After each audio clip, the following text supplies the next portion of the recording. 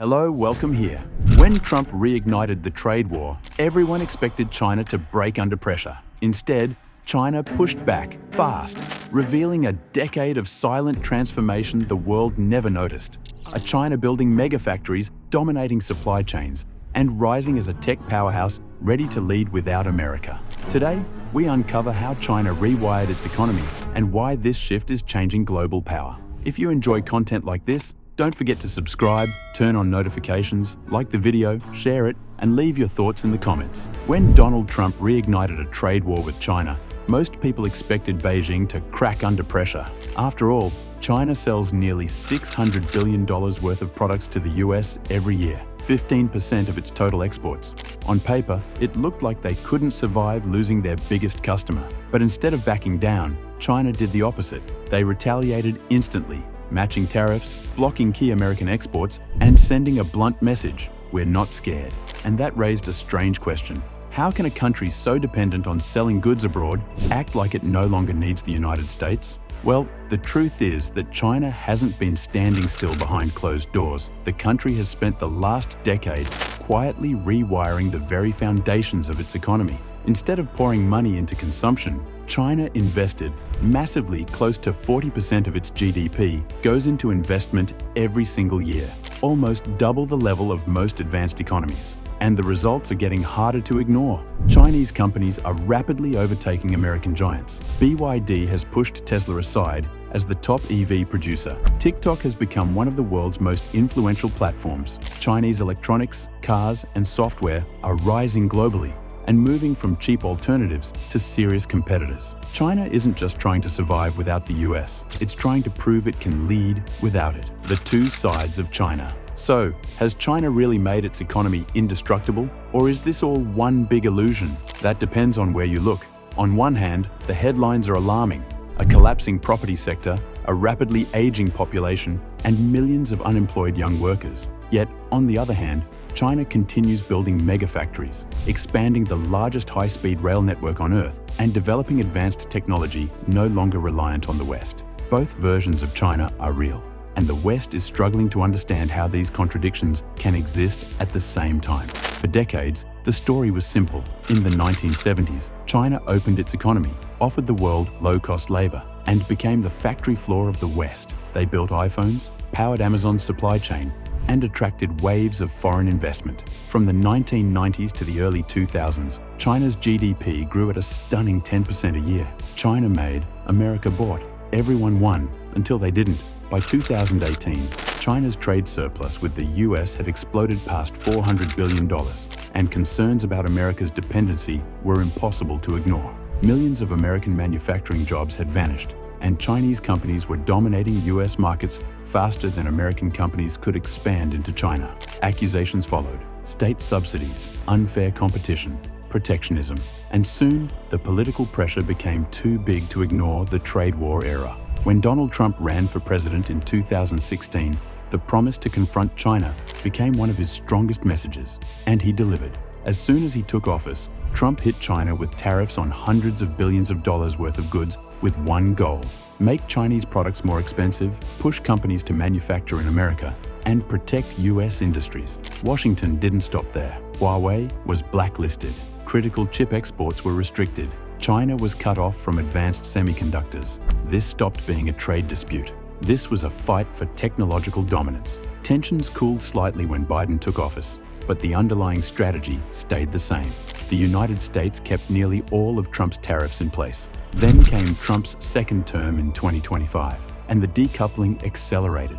New tariffs, some hitting 100%, were imposed on Chinese EVs, batteries, solar equipment, and tech components. But this time, something had changed. China didn't negotiate. It didn't compromise. It struck back immediately. This wasn't the cautious China of the early 2000s. This was a China that believed it could withstand, maybe even outmaneuver, the US dual circulation. China's Plan B. China knows that an economy built on exports can't survive if the world stops buying. So, over the last decade, Beijing began transforming its economic engine using a strategy called dual circulation, introduced by Xi Jinping.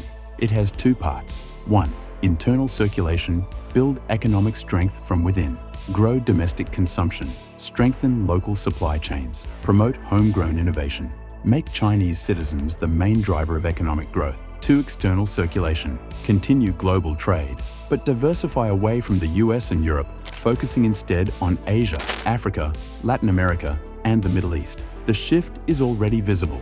In 2024, domestic consumption made up 45% of China's GDP, more than twice the share of exports. For the past decade, household spending has contributed to at least half of China's economic growth. That may sound strong, but China still faces huge challenges: weak social safety nets, a property crisis, a shrinking population, and cautious households that save instead of spend. So yes, consumption is rising, but China still depends heavily on factories and exports. Dual circulation is a long-term project, not a completed transformation.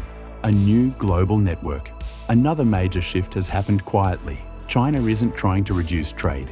It's shifting who it trades with. Back in 2000, the US bought over 20% of China's exports. By 2023, that number had fallen to 15%. But China's global export share kept climbing. Why? Because China found new customers.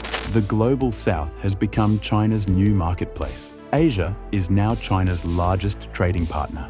Africa relies heavily on Chinese investment. Latin America and the Middle East are buying Chinese machinery, electronics, cars, and energy technology at record levels. China built this influence through the Belt and Road Initiative, BRI, a massive infrastructure strategy connecting China to the world railways in Laos, highways in Kenya, ports in Sri Lanka, power plants in Pakistan. Since 2013, China has invested over $1 trillion in BRI projects. 140+ countries have joined, representing nearly 3/4 of the global population. BRI isn't just infrastructure, it's geopolitical leverage. China now has a growing list of trading partners who depend on its economy, giving Beijing more influence and reducing its exposure to Western markets. The power engine. China understands that consumer spending and trade alone won't secure its future, so it has built a third engine: self-reliance in technology, manufacturing, and infrastructure. Since 2018, China has invested over $500 billion into R&D.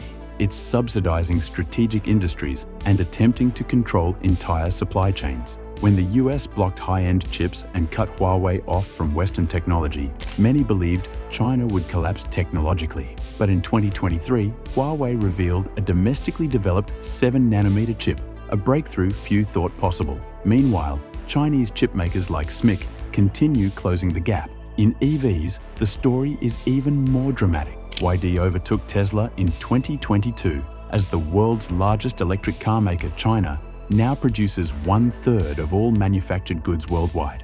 In many sectors, it makes more than it needs. More steel, more EVs, more solar panels. To the West, this looks like an overcapacity problem. To China, it's a strategic weapon.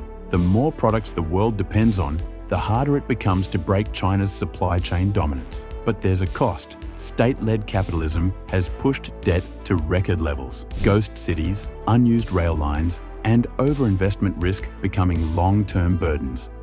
The final shift: the US-China relationship has changed forever. The old era, where China built and America bought, is ending. China has built new factories, new alliances, and new trade networks. It's investing in its own consumers, its own technology, and its own long-term resilience. But that doesn't mean China is invincible. It still faces weak household consumption, a vulnerable property market, an aging workforce, a tech gap with the West rising debt, slowing growth. Yet China isn't retreating, it's rewriting the rules. It's constructing a parallel economic system, one tightly linked to the global south and far less dependent on the United States. This isn't a battle over tariffs anymore. It's a struggle over who will shape the next global economic order. The age of American-led globalization is fading, and the real question isn't whether China will survive.